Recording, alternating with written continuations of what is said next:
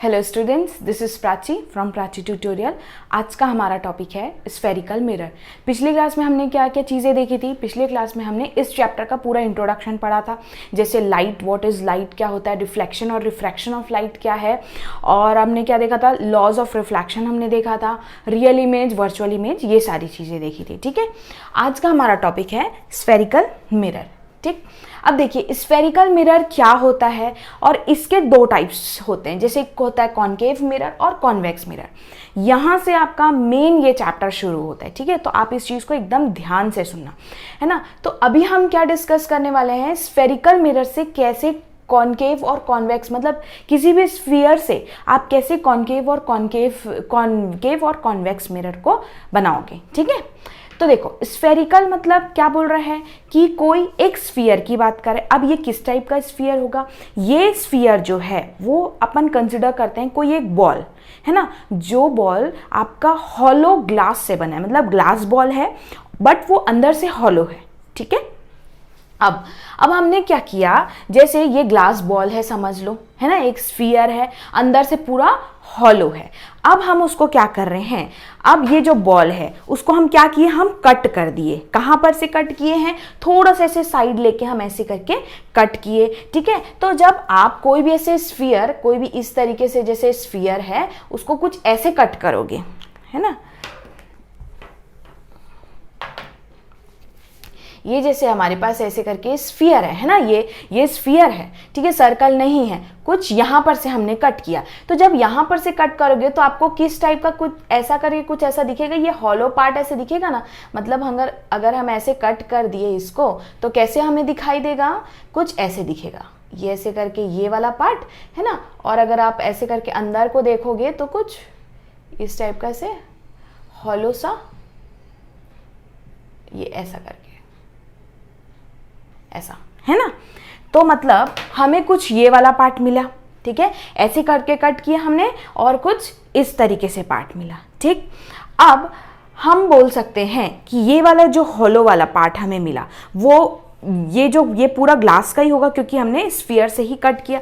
अब वैसे ही हम इसके लिए भी कट कर लेते हैं। वैसे ही हम एक स्फीयर बॉल लिए, है ना, एक ग्लास बॉल लिए और उसको हम ऐसे करके कट कर दिए, इसमें भी हमें एक पार्ट मिल गया और इस केस में भी हमें ये वाला पार्ट मिल गया। ठीक, तो हमें दो पार्ट मिल गया। अब हमें क्या करना है, अब हमें कॉन्केव मिरर बनाना है और कॉन्वेक्स मिरर बनाना है। तो अब हम कॉन्केव मिरर कैसे बनाएंगे, तो ये वाला जो पार्ट हमें मिला था, है ना, तो ये कुछ ऐसे इनर साइड ऐसे कर्व होगा और आउटर साइड ऐसे बल्जिंग पार्ट होगा। ठीक है ना। तो हमें जब कॉन्केव मिरर चाहिए तो हमने क्या किया, कॉन्केव मिरर को इनर साइड, ये जो ग्लास का साइड था, ये दोनों ग्लास का ही साइड है, इनर साइड को हमने क्या किया, रिफ्लेक्टिंग रखा, और आउटर साइड ये वाला जो बल्जिंग पार्ट है, देखो हमने डिनोट भी किया है, ये देखो बल्जिंग पार्ट। मैं पिछले क्लास में मैं आप लोग को बताई थी ना, रिफ्लेक्टिंग सरफेस को हम प्लेन ऐसे शो करेंगे और नॉन रिफ्लेक्टिंग पार्ट को हम कुछ इस तरीके से, या फिर शेड के फॉर्म में, आप ऐसे यहाँ पे शेड भी दे सकते हो, शेड के फॉर्म में या इस टाइप के लाइन के हिसाब से हम शो करेंगे। तो ये वाला पार्ट कौन सा पार्ट हुआ, ये जो बी पार्ट है वो नॉन रिफ्लेक्टिंग पार्ट हुआ, है ना। तो हमें कॉन्केव मिरर बनाना था, तो हमने क्या किया, ये जो बल्ज वाला पार्ट है उसको हमने ओपेक कर दिया। ओपेक मतलब हमने एक पेंट लगा दिया ताकि यहाँ पे रिफ्लेक्शन ना हो, सिर्फ और सिर्फ हमें मिरर मिले ये वाला। आप लोग देखें ना, आपके पास जो प्लेन मिरर रहता है वो पीछे साइड एक ग्रीन कलर का पेंट रहता है ना, एंड सामने तरफ जो है आपका रिफ्लेक्टिंग पार्ट रहता है। वैसे ही हमने इधर वाले पार्ट को नॉन रिफ्लेक्टिंग किया, ये वाले पार्ट को हमने रिफ्लेक्टिंग रख दिया। इसका मतलब हम क्या बोल सकते हैं, कॉन्केव मिरर का इनर पार्ट, ठीक है, इनर पार्ट वो होगा आपका रिफ्लेक्टिंग पार्ट होगा, और जो बल्ज पार्ट है मतलब आउटर पार्ट जो होगा वो नॉन रिफ्लेक्टिंग पार्ट हुआ। ये समझ में आया, है ना। अब तो हम इसको इस तरीके से शो करेंगे। ठीक, अब हमारे पास एक और पार्ट हमने लिया था, ठीक है, हमने एक और पार्ट कट किया था यहाँ पर से। ठीक, तो हमारे पास ये कुछ ऐसा दिख रहा है, ये भी ऐसे हॉलो पार्ट है, ये भी ग्लास वाला पार्ट है और ये भी ग्लास का पार्ट है।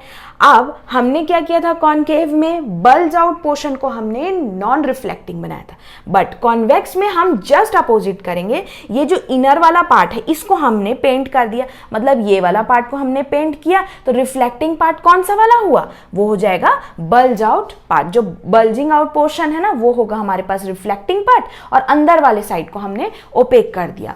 ये क्लियर हो रहा है? मतलब अगर दोनों को हम देखते हैं एक सिंपल वे में, अगर हम देखते हैं तो हम कैसे डिनोट करेंगे? ये जो है कॉनकेव मिरर हमारे पास कुछ ऐसे कर्व साइड रहेगा। अब हमें पता है नॉन रिफ्लेक्टिंग पार्ट को हम ऐसे शो कर देंगे, तो ये हो जाएगा नॉन रिफ्लेक्टिंग पार्ट। तो जो भी रिफ्लेक्शंस होंगे वो इस पार्ट में होंगे। वैसे ही हम कॉन्वेक्स मिरर को कैसे डिनोट करेंगे? कुछ इस तरीके से हम शो कर देंगे। अब जो नॉन रिफ्लेक्टिंग पार्ट कौन सा पार्ट हो गया? इनर साइड हो गया, है ना, और ये वाला हो गया आपका रिफ्लेक्टिंग पार्ट। तो ये है हमारे पास कॉन्वेक्स मिरर और ये है हमारे पास कॉनकेव मिरर। यहां तक आप लोगों को समझ में आया कि कैसे हम एक स्फीयर बॉल से, मतलब एक स्फीयर, ग्लास स्फीयर से हमने ये दो मिरर को कट किया। ठीक, अब उसी ग्लास स्फीयर के हिसाब से हम सारे चीज़ों को समझेंगे। मतलब इसमें जितने सारे जो डेफिनेशंस आपको मिलेंगे, जो भी आपके पास जो भी आपके पास डेफिनेशंस हैं, है ना, और जो आपने नोटेशन दिया है, जैसे पोल हो गया, सेंटर ऑफ कर्वेचर हो गया, है ना, ये सारी चीज़ें, तो अब हम उसी स्फीयर बॉल से समझते हैं। ठीक है, देखो अब कैसे समझेंगे उस स्फीयर बॉल से। अब इसमें सबसे पहला पार्ट इंपॉर्टेंट डेफिनेशन हो जाता है, वो है सेंटर ऑफ कर्वेचर का। ठीक है, अब सेंटर ऑफ कर्वेचर क्या है? सेंटर ऑफ कर्वेचर अब मानते हैं जो हमारे पास बॉल था ना, हमने उस बॉल को ऐसे कट किया था। ठीक, अभी आप मत कट करो उसको, आप ऐसे ही रहने दो, एक बॉल ही रहने दो। अभी हम बॉल ही देख लेते हैं पूरा। ठीक है, अब उस बॉल का कहीं ना कहीं सेंटर तो होगा ना, पूरा स्फीयर है तो उसका सेंटर तो होगा एकदम सेंटर पे। तो ये वाला जो है वो इस स्फीयर का ये वाला जो है सेंटर है। ठीक है, इसी को हम क्या बोलेंगे? इसका मतलब ये आपका मिरर का सेंटर ऑफ कर्वेचर बोलेंगे। तो अगर आपके पास सिंपल ये मिरर दे देता है, तो अगर आप इसको पूरा ऐसे सर्कल बना दोगे तो इसका सेंटर ऑफ कर्वेचर कुछ यहां पे होगा। ठीक है, तो ये बोल सकते हैं ये इस मिरर का centre of curvature, actually centre of curvature is the centre of hollow sphere. Hollow sphere के ही सेंटर को हम सेंटर ऑफ कर्वेचर बोलते हैं। वैसे ही इस केस में भी आ जाएगा, ये वाला ऐसा है तो ये जो है पूरा हमारे पास स्फीयर, तो स्फीयर का सेंटर ऑफ कर्वेचर कौन, सेंटर क्या है? ये, इसीलिए हम इस मिरर का भी सेंटर ऑफ कर्वेचर इसी को ही बोलेंगे। क्लियर हो रहा है आप लोग को सेंटर ऑफ कर्वेचर? ठीक, अब एक और डिफरेंस हम दोनों में देख लेते हैं कि कॉनकेव मिरर का centre of curvature towards it's reflecting part, बोल सकते हैं कि नहीं? ऐसा है ना, ये वाला नॉन रिफ्लेक्टिंग पार्ट था, ये हमारे पास रिफ्लेक्टिंग पार्ट था। तो centre of curvature is in front of its reflecting part के सामने है। ऑब्वियसली सामने होगा क्योंकि सर्कल तो ऐसे ही बनेगा, तो सेंटर ऑफ कर्वेचर यहां पे है। वैसे ही जस्ट उल्टा इसका क्या होगा? जो इसके बिहाइंड, मतलब जो इसका जो सेंटर ऑफ कर्वेचर है, कॉन्वेक्स मिरर का जो सेंटर ऑफ कर्वेचर है, वो बिहाइंड इट्स रिफ्लेक्टिंग पार्ट, ये वाला रिफ्लेक्टिंग पार्ट है, उसके पीछे आपके पास सेंटर ऑफ कर्वेचर। क्यों? क्योंकि कर्व तो उसको ऐसे बनाना पड़ेगा।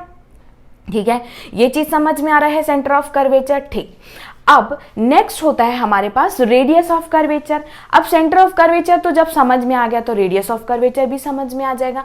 ये जो स्फीयर है ना, स्फीयर का जो सेंटर था, ठीक है, अब वो सेंटर से लेके जो यहां तक का है जिससे आप इस स्फीयर को बनाओगे, है ना, तो वही आपका रेडियस ऑफ कर्वेचर हो जाएगा। मतलब सेंटर से लेके यहां पर वाला पॉइंट, अब पोल को हम समझाते हैं।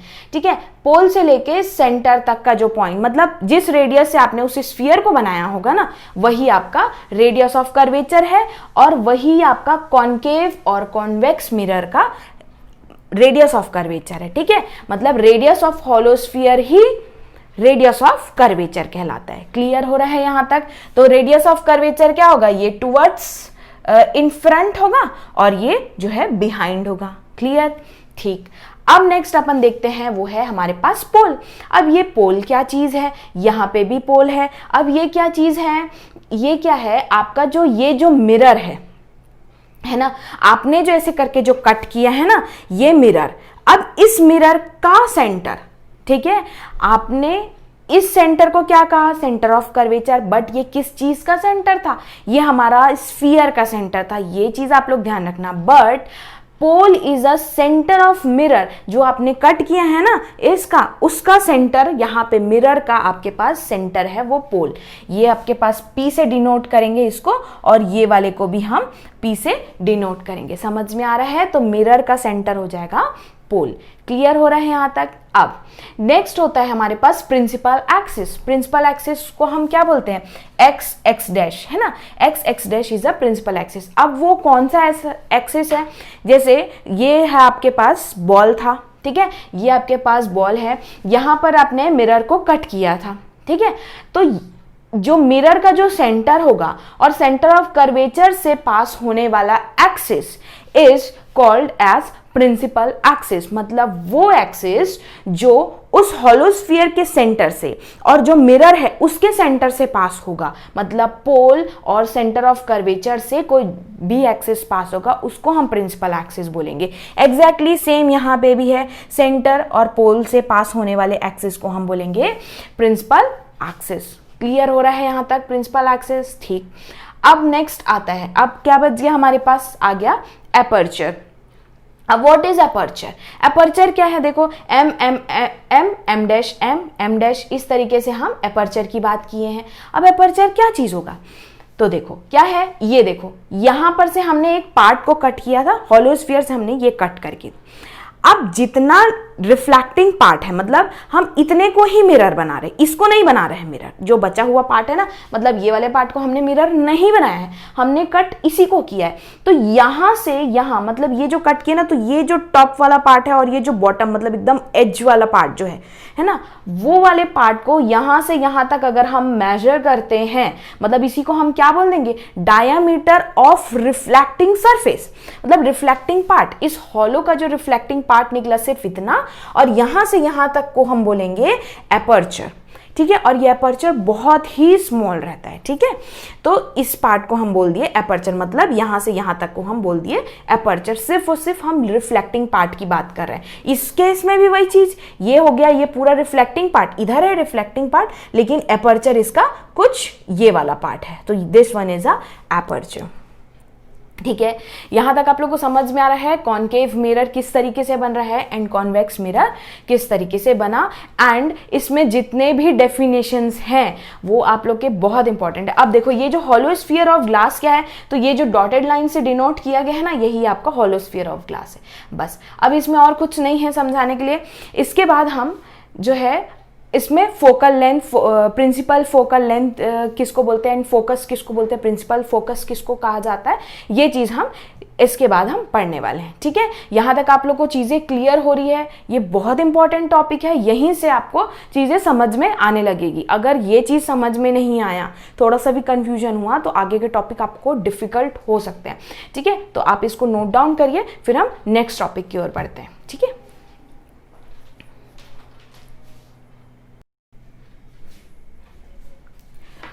चलिए हमारा नेक्स्ट टॉपिक है principal focus and focal length, है ना। हम अभी इससे पहले जो है दो मिरर पढ़े हम, कॉनकेव मिरर और कॉन्वेक्स मिरर। उसी के आगे हमारे पास ये भी इंपॉर्टेंट पॉइंट है, ठीक है।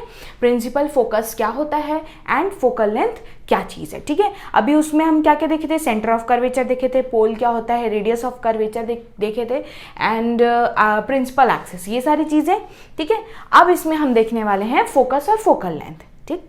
चलिए फर्स्ट हमारा था कॉनकेव मिरर, ठीक। अब इसको क्या बोलते हैं? प्रिंसिपल फोकस को हम कैसे डिफाइन करते हैं?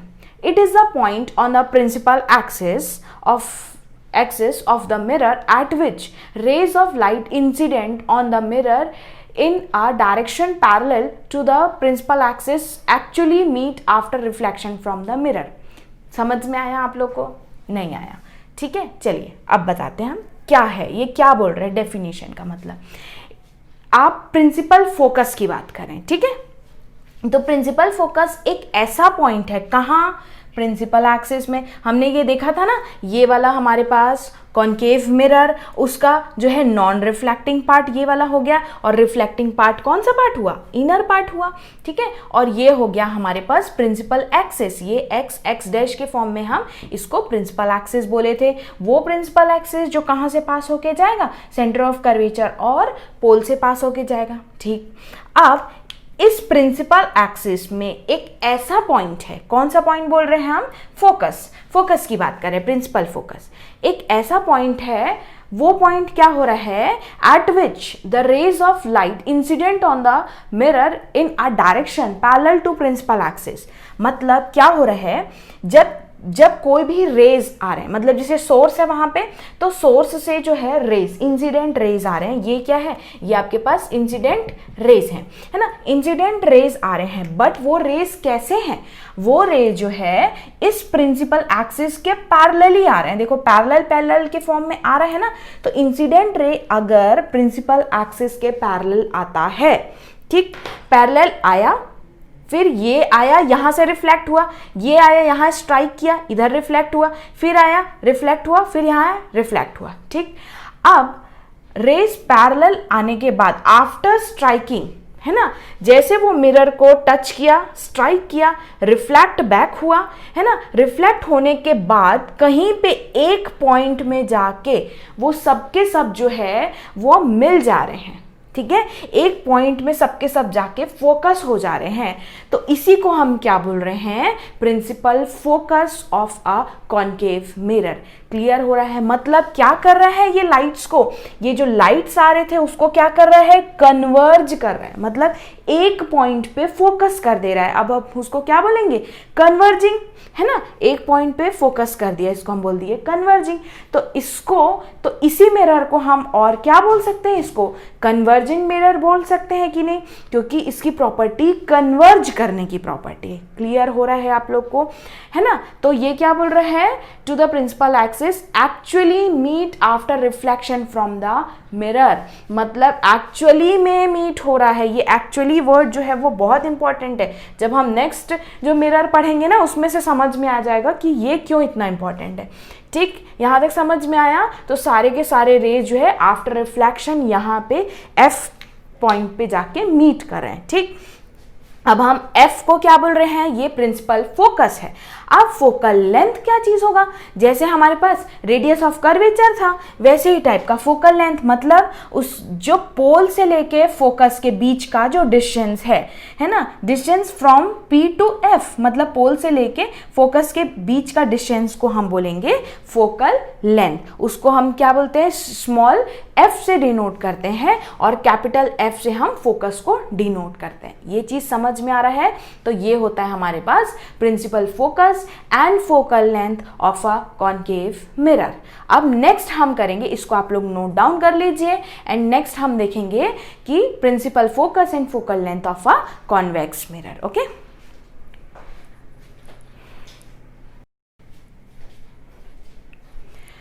चलिए हमारा नेक्स्ट टॉपिक है वो है कॉन्वेक्स मिरर।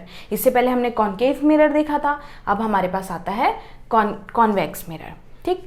अब इसका प्रिंसिपल फोकस और फोकल लेंथ देखते हैं, किसको बोलते हैं हम, ठीक है। It is the point on the principal axis, again वैसे ही it is the point on the principal axis.